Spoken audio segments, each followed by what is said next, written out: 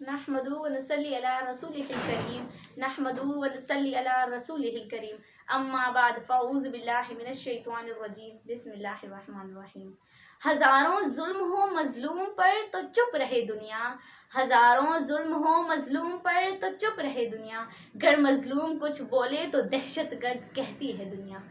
तमाम सुनने वालों और देखने वालों को करम निसार सिंधी की तरफ से अस्सलामु अलैकुम। आज की मेरी तकरीर का उन्वान है आखिर इतना जुल्म क्यों।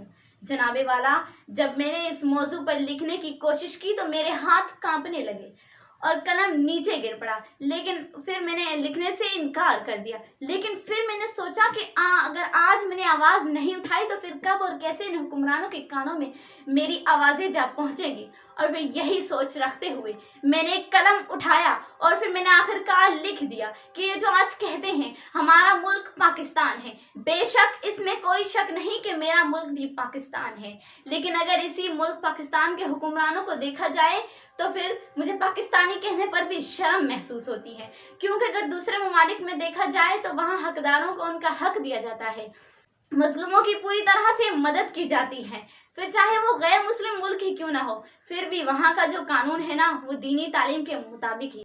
जनाबे वाला, जैसे हमारे प्यारे नबी हजरत मोहम्मद मुस्तफ़ा सल्लल्लाहु अलैहि वसल्लम फरमाते हैं कि यतीमों, गरीबों और मिस्किनों का हक अदा करो, तो अगर बैरून ममालिक में देखा जाए तो वहाँ मजलूम, यतीम, गरीब बच्चों के लिए हर सहूलत मौजूद है, लेकिन अगर इसी मुल्क पाकिस्तान में देखा जाए तो मेरा दिल गवारा नहीं करता कि मैं पाकिस्तानी कहलाऊं। यकीन मानिए यहाँ के हुक्मरान इतने जालिम हुक्मरान है कि अब मजलूमों का हक देने के बजाय सिर्फ अपना ही पेट भरते रहते हैं। अगर वो मजलूम अपने हक के लिए उठें तो फिर उन्हें सूली पर लटका देने का फैसला कर बैठे हैं, उनको बेदर्दी से कत्ल करने का फैसला कर बैठे हैं। यहाँ के हुक्मरान अवाम के लिए कुछ करते ही नहीं। अगर अवाम खुद अपने हक के लिए उठे तो कभी उन्हें गोलियों का शिकार बना देते हैं, कभी उनके साथ बेइज्जती करते हैं, कभी उनकी औरतों के साथ नाइंसाफी करते हैं। जैसे शायर ने क्या खूब कहा है, 2-4 दिन के जुल्म नहीं है यजीद के, 2-4 दिन के जुल्म नहीं है यजीद के, पीते हैं लोग आज भी पानी खरीद के। जनाबे वाला, ये जो कहते हैं पुलिस पुलिस, कुछ दिन पहले हमारी सिंध की नौजवान बेटी मरियम सिंधी को उन्हीं पुलिस वालों ने सबके सामने रोड पर जलील किया, उनके साथ बहुत बुरा सलूक किया, उनके सर से दुपट्टा उतारा गया। और फिर यही पुलिस वाले आज कहते हैं हम मुसलमान हैं। क्या मुसलमान ऐसा होता है जो किसी की बहन और बेटी के सर से दुपट्टा उतारे? क्या मुसलमान ऐसा होता है जो किसी की बहन और बेटी को रोडों रस्तों पर जलील और रुस्वा करे? आखिर इतना जुल्म क्यों? और हमारी सिंध की एक और नौजवान बेटी उम्मे रबाब चांडियो भी इसी तरह इंसाफ के लिए रोडों, रस्तों और गलियों मोहल्लों में भटक रही हैं और उन्हें भी इंसाफ नहीं दिया जा रहा। आखिर इतना जुल्म क्यों?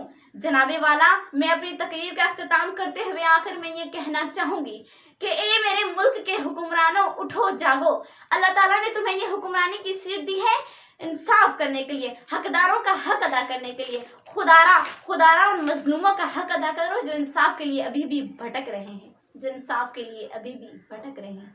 यूं बदल बदल के चेहरे मुझे मिल रहे हैं लोग, यूं बदल बदल के चेहरे मुझे मिल रहे हैं लोग।